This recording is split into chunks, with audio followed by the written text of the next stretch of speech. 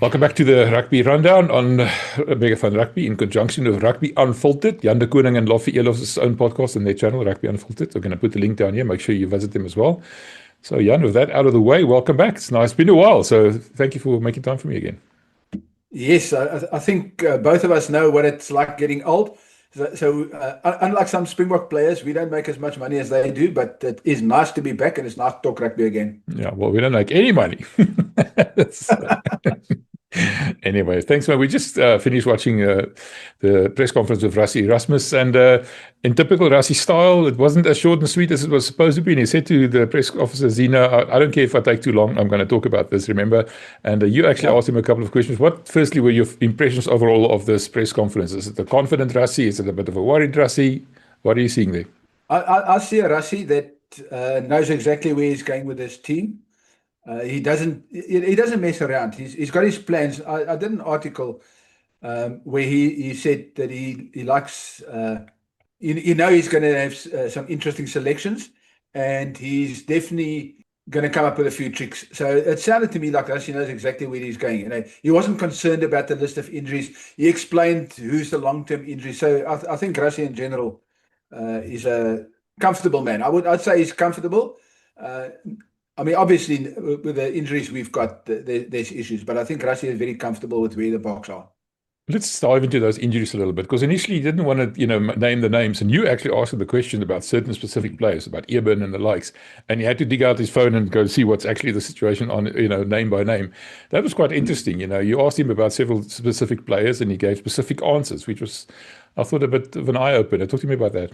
Okay, so the standout from that for me personally, I know some people might look at the other players, and we'll go through them now, but the standout for me was definitely Salmaan Moerat, because obviously Ruben replaced him earlier this week, and everybody said, what happened to Salmaan? And people started mocking him. Did he bump his toe again? Did somebody drop a cup of coffee on his toe or whatever? The reality is he's got a serious long-term neck injury. Rassie said, and his words were, I think it's very serious. So, and when Salmaan has been injured a lot in the last few years, various injuries, but he has had problems, and now which includes a concussion, a serious concussion, and now to have a neck injury at his age, he's still a young player. I mean, it might not be as bad as I think it is, but Rassie used the word serious, and when he talks serious neck injury, then it's long-term. So to me, that's the most significant of the injuries. And then I'll run through. I mean, Eban is back. Lood is back. So we covered that lock. Props, we know that Frans and Trevor Nyakane is still injured. We didn't expect them back because they're not even in the squad. So I think those two guys' careers are over. So that's the other significant thing for me that people need to start making peace with is as good as Frans is and as confident as people are that he's still training with the Stormers. We know that he doesn't train with the team. He doesn't scrum. He trains with the team on the sideline. He can have input. He can become a scrum coach like some other players. There's lots. Okay, and we know RG Snyman. We all know that RG is not going to play this year, so he's long term. And we've spoken about Salmaan. The other significant injuries that I do need to Ruan Venter. That's a big one because Rassie made a point of saying that Ruan he wanted to start playing at 4 lock. So I see him using Ruan as 4 lock flank, much like Franco Mostert. So because he's young enough, I think that's the position that Rassie sees him in for the future, for 20 World Cup next year as a backup to Franco, and then after that, maybe for the 31 World Cup that Franco Mostert, because he's got a big engine. You see, and that's significant. That's why I say Rassie's always got a plan. So we know he's looking for somebody like Franco that can do that sort of job, that's got a big engine and that doesn't, he does hard work all the time. So Ruan Venter is a massive blow. Pieter-Steph is available. Sia is available. Krappie's long-term injury, so Morne van der Berg is not. Kobus Reinig, that was an interesting one. So when he said Kobus Reinig is available, but Kobus is not going to like it because he's not going to play until England. So Kobus is not going to play in the warm-up game against the Barbers. So Rassie is keeping him in cotton wool for the England game. Grant Williams is ready. Ethan Hooker is long-term. Fassi is back. So yeah, those are the key ones. So Yeah, I think it is very interesting that he was, but that's what I like about Rassie. If you ask him a specific question, he will answer you and he will answer you honestly. So he gave us a good insight into what type of team we're going to have. So, if you want to, who's going to be his locks? Eben and Loot. So, and if things look a bit odd, you might rest them for the Barbers and play them against England. But I think very much, because both of them haven't played a lot of game time. Loot's only just come back from injury, played a couple of games in Japan. And Eben, we know, hasn't played. So Eben is in desperate need of some game time. So he's going to play. Well, the big thing that I picked up this Barbarians SAA, these two games are basically going to be to give the players who haven't played a bit, give them some game time and rest some of those players who've played too much. On that subject, I bumped into Franco Mostert yesterday. I didn't approach him. I'm too shy. But I saw him walking around with his family in a shopping center in Pretoria. And I thought, why is he at the alignment camp? And the next thing I was wondering about, 5 lock, why not Ruan Nortje? Why Loot de Jager? But we're only talking about this SAA Barbarians 2 games, aren't we? Yeah, so next Saturday, the night after the URC final. So Franco, I think, is one of those players that had a lot of game time in Japan, and Rassie knows that. So he's probably going to rest Franco. And the mention he mentioned Franco and say, what Franco can do. Franco's got a big engine. He will always. So he doesn't need to play Franco against the Barbers. He needs to give somebody else a chance. So you can look at Ruben or maybe Riley Nortje. Riley Nortje will play the SAA team. He might even captain the SAA team. That's because Rassie spoke quite a bit about Riley and his maturity and his leadership around the team. He said he's not Windgat. He's just very mature for his age. And you must remember, the kid's only 20, or 19. He's still 19 because he's still leading the under-20 team, the baby box still. So that's one of our future Springbok captains. Rassie really likes him. So I can see Riley coming in for a Eben or a Loot for the long term, because he plays at 5. So it'll be in Loot's place past beyond the 27 World Cup. So I can almost guarantee you, Riley's going to lead the SAA team. Yeah, and it's Riley Norton and not Riley Nortje. Before we get up there. Nortje and Riley Norton. Apologies to all the viewers. I do this. I have this habit of mixing up names. Yeah, you know what? There wasn't much more that I could pick up from that. We actually saw some very weird potential teams floating around, but I don't think that was official. I mean, one of those teams had Riley Norton starting for the Springboks against the Barbarians. That's not an official team, is it? No official teams. I've seen quite a few. You're right. But they're all fan teams. The reality is, if these fan sites, and there's more and more of them popping up. Every guy with a cell phone now has his own website and his own YouTube page and all these things. And we know they're not making money because we're in the industry. The reality is they're just fans, and they want, some guy in Cape Town thinks Riley should now start at lock. No, Rassie is going to use that game to get players like Loot and Eben, as we said, ready for England, because that's going to be our starting lock pairing for England. So Riley will captain the SAA team. That's where he will play. And those under 20 players in the squad, I can guarantee you a number of them will be playing for the SAA team, so that they can get a feel for the Springbok setup. They're training together. That's the other thing which I like about Rassie. He explains to you how it works, and he's not shy to speak. So he clearly said these two teams are training together. Everybody knows who's going to play for the A team already. Everybody knows who's going to play for the Springbok team already next Saturday in Port Elizabeth. So those guys train together all the time. He says the first time those two teams are going to split is going to be for the captain's run on a Friday. So the SAA team will be taken by Stick and Dion Davids, and they will then have a captain's as SAA team, and then that coaching team, and that they will be separate. And then on the Springboks will be under Rassie and Tony and those guys, and they will train their own captain's run. And the Saturday morning before the game, the SAA team will leave the hotel earlier because they've got an earlier kickoff, and the box will stay a bit longer. So you already know those teams are picked. Rassie's already got his team in his head. We can speculate all we like. The best thing for me is I want to see how close I was. I selected a couple of teams, and I want to see how close I was. So yeah, I mean, if you're desperate, I'll give you my team. I want to hear it. Give it. Let's hear. Yeah. So here's my Springbok team that I said is going to play the Barbers. And I assumed all these players are fit, and I think I'm still right, because there's people who are asking about Malcolm Marx, Damian Willemse, Edwin van der Merwe, Jesse Kriel, Andre Esterhuizen, Jason Colby, Manie Libbok, Grant Williams. I mean, we know Grant's ready. Jasper Wiese, Pieter Steff de Tooy, Siya Kolisi captain, Lode Jager, Eben Etzebeth, Carlos Sadi, Malcolm Marx, Oxen Che. That's my starting 15. And then I've got the bench. I'm not going to bore the people with the bench. My SAA team is Quinn Horn, Jaco Williams, Lukhanyo Am, Damien de Allende, Jerenzo Julius, Vusi Moyo, Faf de Klerk. Faf was in the press conference as well. Pepsi Buthelezi, Ben Jason Dixon, Paul de Villiers, Riley Norton captain, Ruben van Heerden, Neetling Forshey, JJ Kotze, and Nchuku Nchunu. So that's my teams.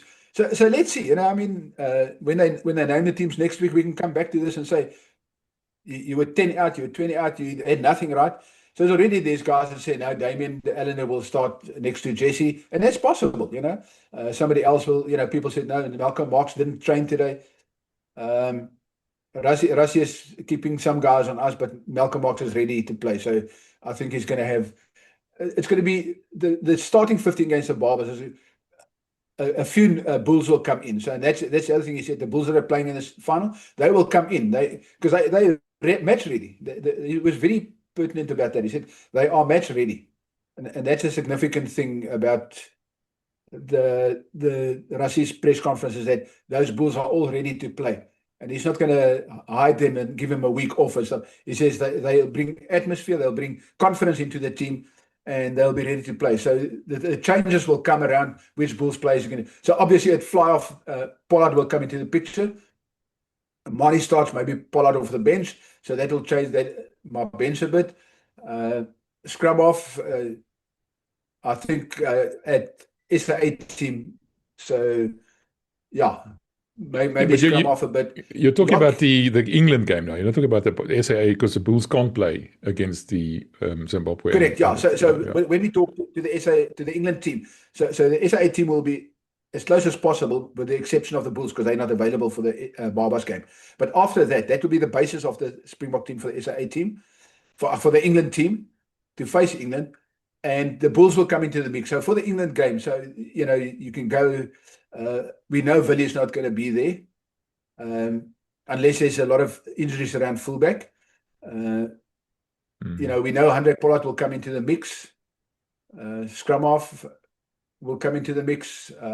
Your loose forwards will all into the mix. So the loose forwards might be very different. But although I can't see that, the loose forwards might be in the SAA team. Well, they won't be in the SAA team because there's no SAA team for the England game. But they could be on the bench, So the bench might look very different than the Barbers game. At lock, who knows? Maybe if there's an injury, Ruan Norkeel will come into the picture. So I mean, it's going to be interesting. And you've got Wilco. You'll get Wilco that comes back. Johan Grobler that comes back. He can be on the bench. So it's going to be an interesting selection for England. So many Springbok. Gerard Steenekamp, Jan-Hendrik Wessels.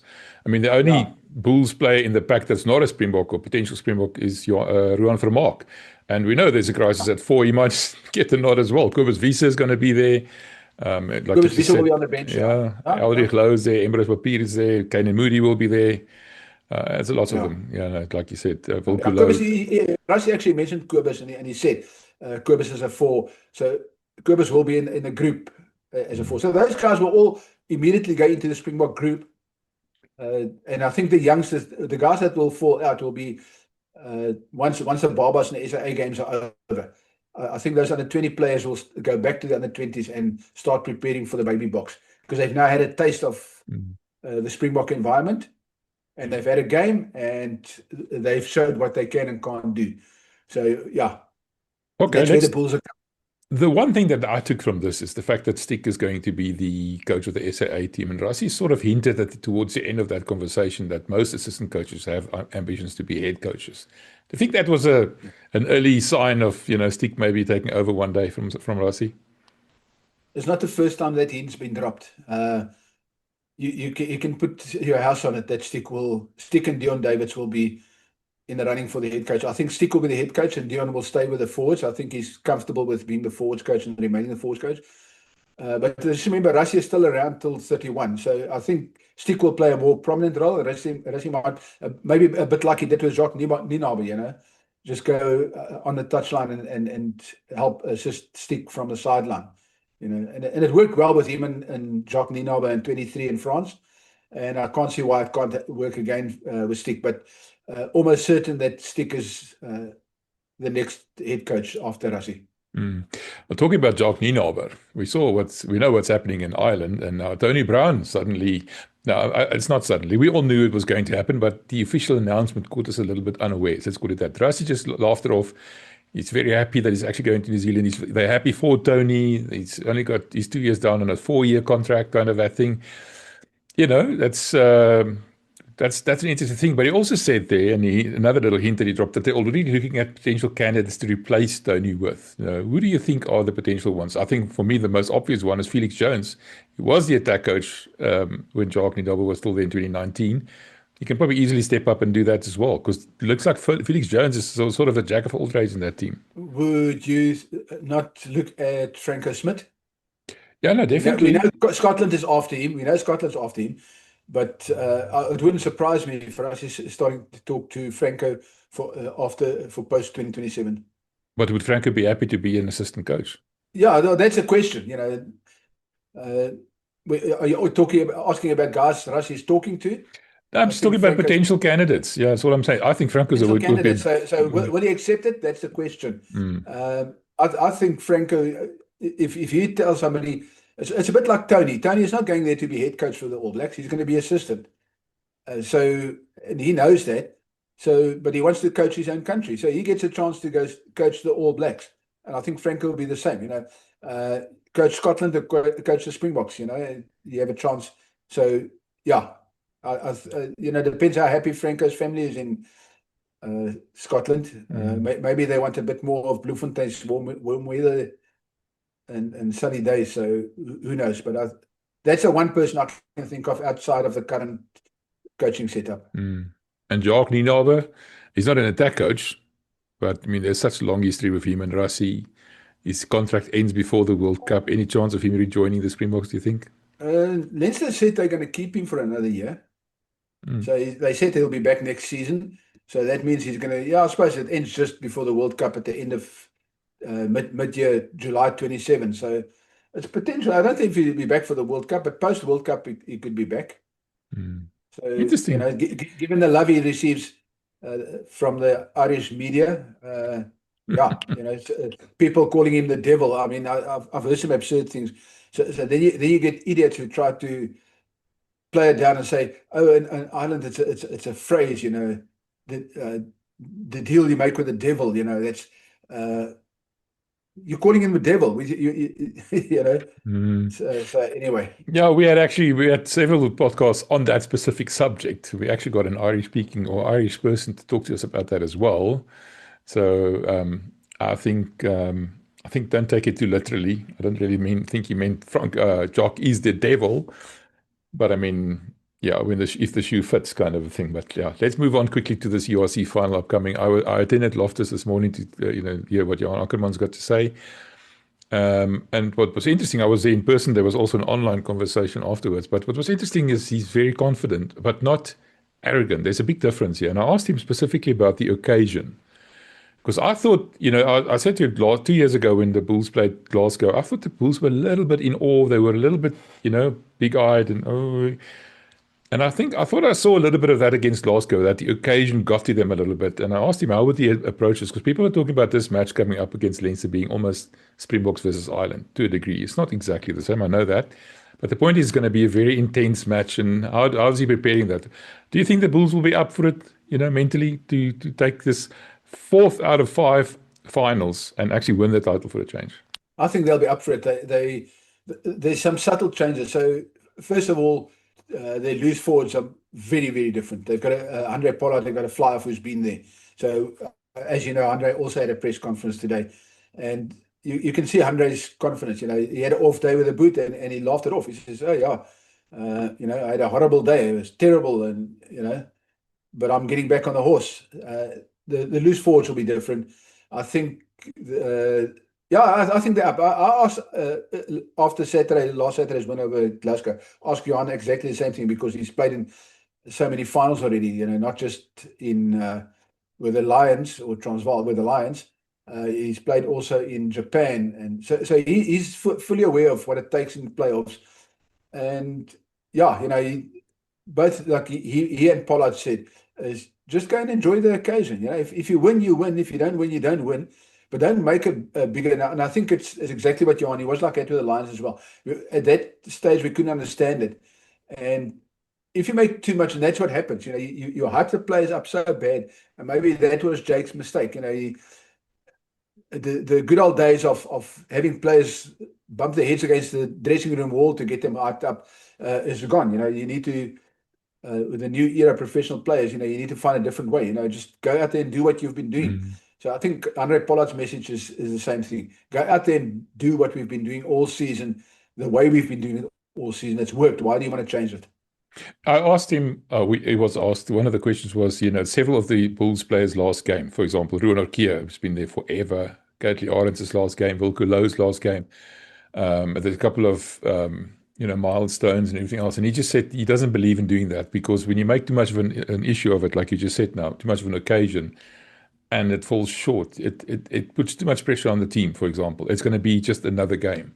And I thought that was quite a mature approach. He also talked about his past, finals that he's been in. And interestingly enough, for Gloucester that he coached there, in the final of the Challenge Cup, which I didn't even realize, they lost the game in the last minute for conversion after a try. Otherwise, they would have won. They dominated the entire team and lost it in the last minute.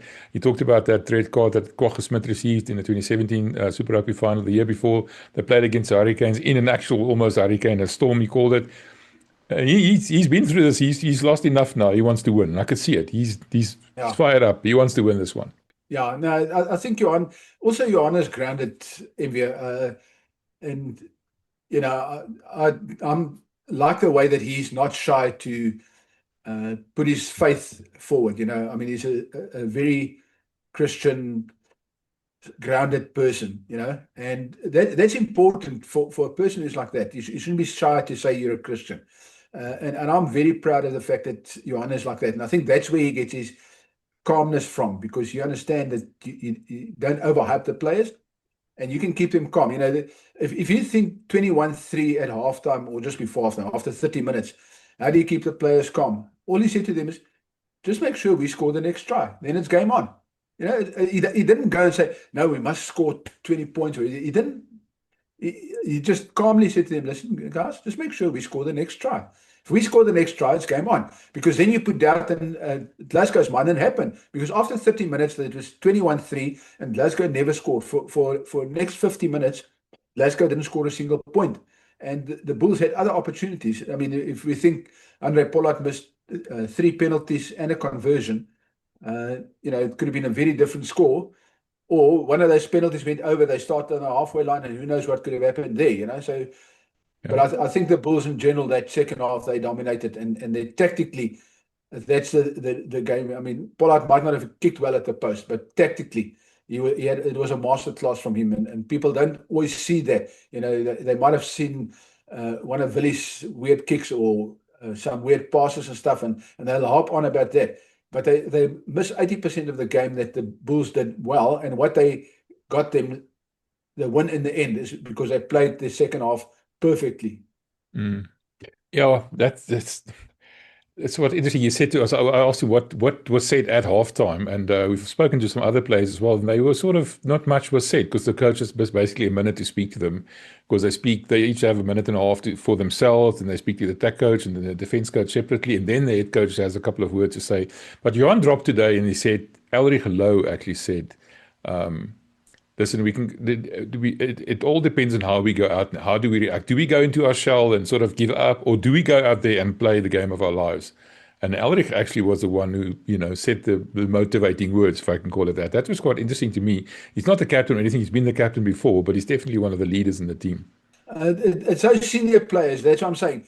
If you look at last year's team and you look at the loose forwards that's going to be in the final, they're very different. And this team there's no injuries in the team as well. So you know that this Bulls team is going to be a very different team to the one from last year's final. More calm, more mature, and more understanding of what they need to do in the final. So I don't think there'll be wide-eyed deer in the headlights type of Bulls team. I think that this is going to be a Bulls team that's going to give Leinster. So remember, the Bulls scrum is immense. Croke Park has got a very different surface to what the Stormers had at Aviva in Dublin, which is a very loose type of surface. So, the Stormers couldn't scrum. They wanted to scrum, but they couldn't properly scrum. Maybe something was happened. Maybe the referee didn't see things. The reality is the Bulls have got a massive scrum, and they will use it. They've got really good playmakers, and I'm sure Johan would work on the playmakers, the decision makers. And if you will, I think the players is going to be key for me will be Willie. People can say what they like about him. His reading of the game. He might be 2 yards slower, but his reading of the game is brilliant. He can still put other players into space, into places. And then Pollard's reading of the game, and then the set pieces. The Bulls line-out will be good. The scrums will be massive. So I think set pieces are going to be. And the breakdown, of course, we know how Leinster plays the breakdown. I think the Bulls are going to have to stack the breakdowns. When they carry the ball, they're going to have to make sure that they protect their own ball. One thing he also said, that's interesting how he mentioned breakdowns. He said for the first time this season against Glasgow in the first half, the Bulls were slow to the breakdown and Glasgow managed to put them under pressure. So obviously they're going to be paying a lot of attention to that. But what's interesting to me is how the Bulls came back and started dominating. We're talking about Leinster being the island team. Glasgow is pretty much a Scottish national team. Not completely, but to a degree as well. And 2 years ago, the Bulls would not have been able to come back from that side, that far down. Last year in the final, I think they were 19-0 behind at halftime against Leinster, never made it back into the game, scored 1 try. But then again, it was a completely different team, a completely different environment. And the one thing I can say for sure from personal experience, this is a happy Bulls team. I think that might just at the end of the day make the difference. As we know, Jake and his assistant coaches didn't really get on well. We know that Andries Becker and Chris left when Johan came in. He had problems with them as well, not as obvious as Jake had. And some of the players didn't like Jake's attitude, And I think Johan's different. That person, that man management is a big difference between Johan's team and Jake's team. And I think, I don't know if those two assistant coaches were the poison that poisoned the players, or what the issue was. But there was definitely an issue. And Jake's now got... Johan's got a very, very happy, and they're all Christians. I mean, you can see them after every match, win or lose, they pray in the coach's box afterwards. And that's their grounding, whether people like it or not. And it's not whether they're wrong or right. It's what grounds them, what keeps them solid, and what keeps them together. It's because they got similar backgrounds or similar beliefs. And that keeps them together. And a lot of the players, as you will know, are also Afrikaans Christians. And for them, it's important. For players like that, it's important. Yeah. All right, Jan, thank you for that, for this very short, impromptu podcast. I appreciate it. And we'll do it again next week. Thanks for making time for me. Thank you, Mbia. And it's nice. I mean, like I said, I missed our chats, and it's lucky to just chat rugby for a change. So, we'll probably have something next week for the final, have a proper analysis for the final. And till next week, cheers.